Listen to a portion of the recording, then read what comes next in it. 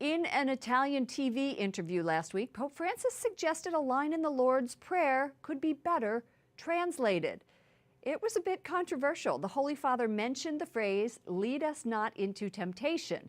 He says that it could be worded more clearly in English as, "do not let us fall into temptation." The French Church has adopted that change, and the Pontiff says it better illustrates God isn't the one leading us into sin.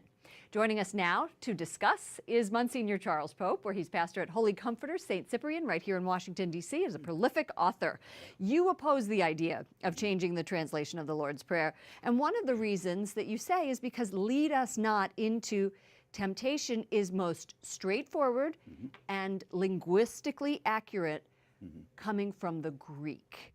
Yeah, it's just the most straightforward translation. It's in the active sense. It's an aorist active verb, and it's best translated, "lead us not into temptation." I have to tell you, when I first heard, I thought, no, I don't want anything to change. Please, let's not change the Our Father. Yeah. And then I thought, well, you know, there is a point there that it does, you could imagine that someone saying that God would lead us into temptation. Do you at all agree with that logic? I don't know. The other two reasons I would say, one of them is pretty straightforward. I think that in the English-speaking world is one of the only prayers we have in common with the Protestants. And I think it would be an ecumenical setback. So there's just a pastoral. That's more of a pastoral, not a theological issue. I think but even theologically, I think what we want to say is that there's an important truth that's being preserved when we say, "lead us not into temptation," and that is that God is the first cause, the primary cause of everything that happens.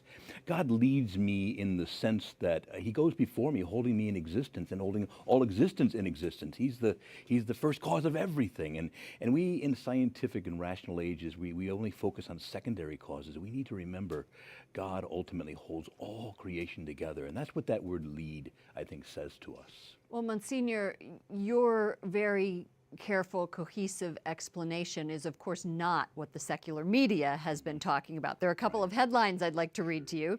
Pope Francis suggests rewording the Lord's Prayer. Pope Francis calls for the Lord's Prayer to be changed. Right.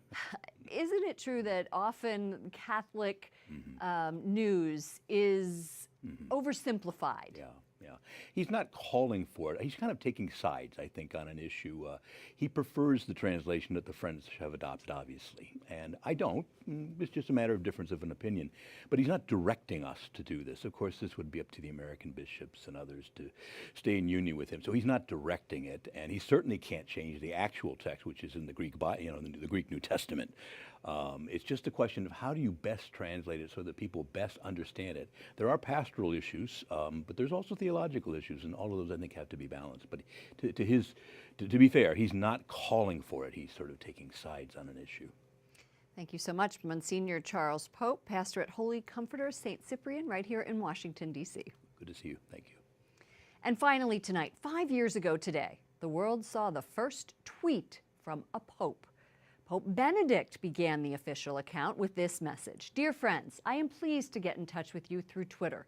Thank you for your generous response. I bless all of you from my heart." Pope Francis writes today on Twitter, "Thank you for following @Pontifex, which turns 5 years old today. May social media always be spaces that are rich in humanity." The accounts have 40 million followers in 9 languages. For all of us here at EWTN News Nightly, to all of you around the world, thank you for watching.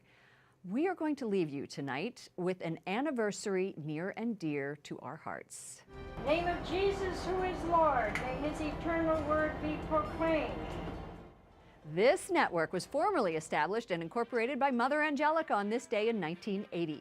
It would be another 9 months until she flipped that switch for our sign-on. Happy birthday to EWTN. I'm Lauren Ashburn. We'll see you again tomorrow. Good night, and God bless you.